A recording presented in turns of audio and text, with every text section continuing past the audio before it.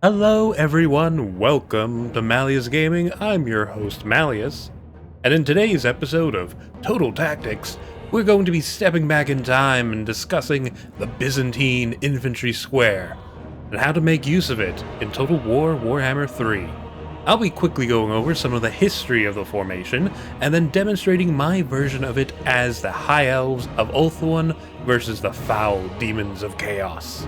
Now if that all sounds good to you, don't forget to like, subscribe, comment, and enable notifications to help out the video. Before we get to it though, let's take a moment to hear from today's sponsor, Instant Gaming. You know what's better than video games? Saving money on video games. Check out Instant Gaming for some amazing deals on authentic CD keys straight from the sources themselves. You can get Ghost of Tsushima Director's Cut at 27% off. Be sure to check out their vast library of games available for sale by using my link, which can be found in the description below and in the pinned comment. By doing so, not only will you be saving yourself some money, but you'll be helping out the channel as well. As always, I truly appreciate the support, guys, and a big thanks to Instant Gaming for sponsoring this video. Now, on with the show!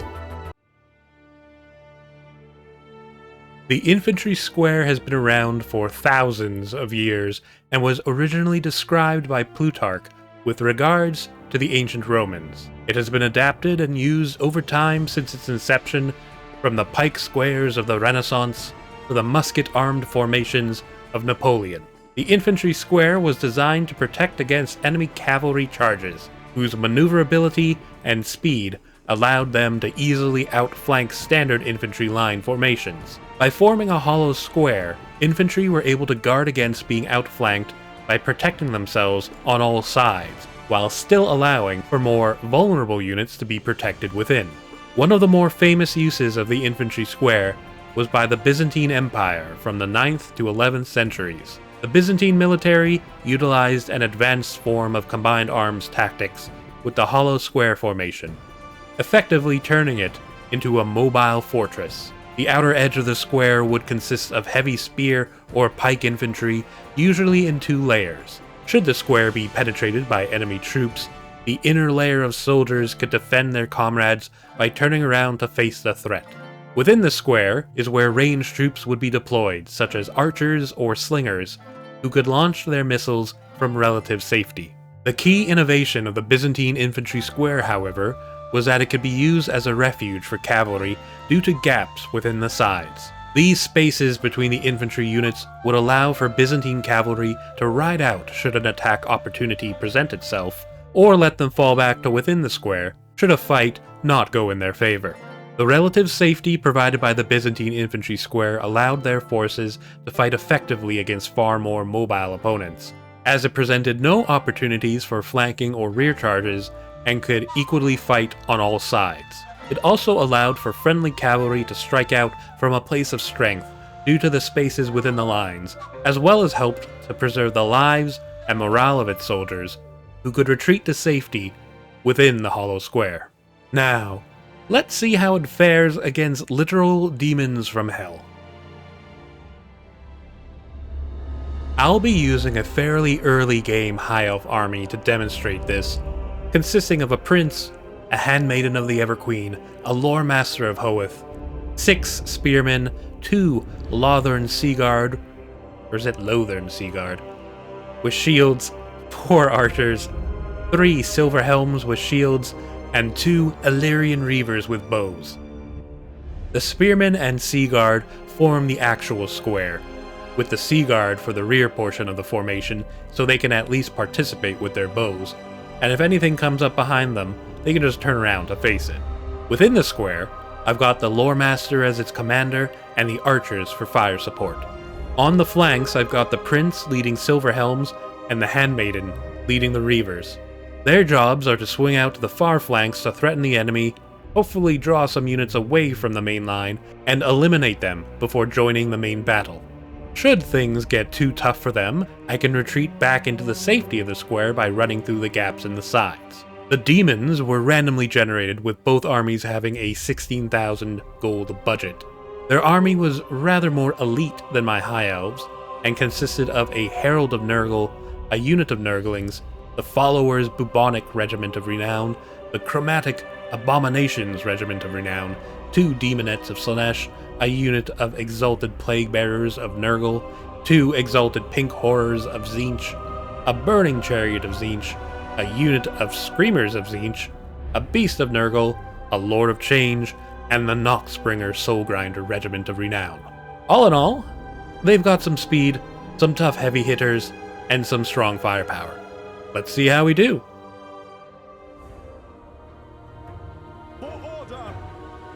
Alright, so we got the main line moving up, flanking forces moving up. Illyrian Reavers coming in on the right flank, advancing. Main line advancing up the middle. Silver Helms, left flank, moving up, Prince up in the front. Reavers taking fire from the Soul Grinder, returning fire as well against the demon, just causing some chip damage, maneuvering around, trying to get the demons to lure out some units, or trying to get to lure out some demon units. Just advancing up the flank. Firing at, I think, our blue horrors. Main line more or less in place. Silver Helms moving around, trying to also lure out some units to some demons to their flank. Reavers still maintaining fire. Got the shields down on those blue horrors. Demons not quite sure what to do, but the main line is opening fire. They are in place. Archers loosing. Some of them, anyways. And the demons are sending in their Burning Chariot to deal with my Reavers and the Handmaiden. Here it comes. Opening up with some Warp Flame, and that is doing some serious damage. Reavers pulling away. Lost quite a few their number there. We also have Screamers of Tzeentch coming in. Handmaiden taking some serious damage from that Warp Flame. And here come the Screamers, Sky Sharks of Tzeentch swooping in. And my Reavers don't want anything to do with that. Handmaiden taking another big chunk out of her health. We are pulling back on that flank at this point. The resistance is too much. Still opening fire with our archers in the middle. We are taking some casualties from the Soul Grinder, but the demons look like they are advancing. Exalted Plague Bearers, a Lord of Change, and Demonettes are attacking my Silver Helms on the flank. Main line coming in. Archers are doing some serious damage to, I think, some Nurglings. We got Demonettes charging in as well. Spells going off. The Herald of Nurgle coming in, and here comes Silver Helms, a big charge. Ooh, those Demonettes getting slaughtered from that front charge. Back at the main line, Illyrian Reavers are pulling back. My front line, that corner of the infantry square, is getting hit hard, but the Reavers are falling back within it. And it looks beautiful! Just falling back within the side gap flawlessly. That looked really cool. Meanwhile, my archers are getting hosed down by demonic flames. The Screamers... the Burning Chariot, and then some more Warp Flame, and that archer unit just got disintegrated. Oh, it hurts me to see that. The lines are getting hit hard. I'm sending in some reserve spearmen. Got my archers at the back, still taking damage from the Soul Grinder, but they are pumping fire into the demons up there.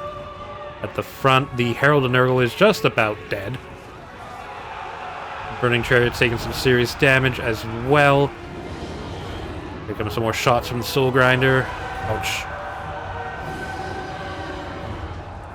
Let's see, Silver Helms. Demonettes were killed, and the other unit of Silver Helms is charging in to support their comrades against the Exalted Plague Bearers.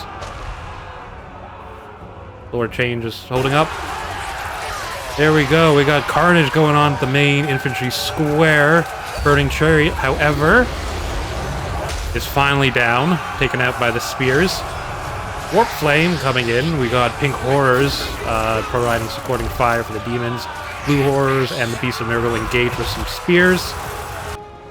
Gonna be a bloody, bloody battle. I've got more spears, my reserve unit chasing one of the Pink Horrors, and my remaining archers focusing fire on the other unit of Pink Horrors. The Blue Horrors attacking my main line look like they're about to pop. But I've got the Soul Grinder and the Beast of Nurgle to deal with. However, I do have numbers on my side at this point. Doesn't feel right playing High Elves like Skaven or Goblins, but pretty much that's what I'm doing at this point. Blue Horrors look like they're ready to go, and I'm sending in some spears to at least occupy the Soul Grinder. Pink Horrors are almost done. Sending in the Reavers to deal with them. But it looks like they got caught up on the Beast of Nurgle. Last remaining Blue Horrors look like they've fallen, and now everyone's just focusing on that Beast of Nurgle, which is disgusting. Look at that belly mouth. Although he looks like he's having the time of his life, so you know, what can I say to that? The Soul Grinders just knocking over tons of elves in the back. He is disintegrating though. Any moment now. Be sent back to Papa Nurgle. Although he's not going down without a fight, that's for sure. Oh, there he goes. Alright, last remaining demon, the Soul Grinder. Oh, he is just slaughtering my elves. I got the Lore Master up against him though. He'll be doing some serious damage. In the background, I've got the Silver Helms coming in to assist. But he is disintegrating. It should be over any moment now. Alrighty, well, that went better than I thought it would, but also worse than I thought it would. First, let's get the numbers out of the way. My High Elves suffered about 40% casualties, and the demons, due to being demons, all poofed away back into the warp. Going into this, I honestly thought I was going to lose, since the demons had some heavy hitters like the Lord of Change, the Soul Grinder, and the Burning Chariot. My flanking Reavers and the Handmaiden were forced to retreat fairly quickly by the Screamers and the Burning Chariot, and when the lines hit, my front ranks were eliminated very quickly. Overall, that was a very bloody battle. Now for the good things that happened. When the Reavers fell back into the square, it worked flawlessly, and they were able to add their firepower to the line very effectively.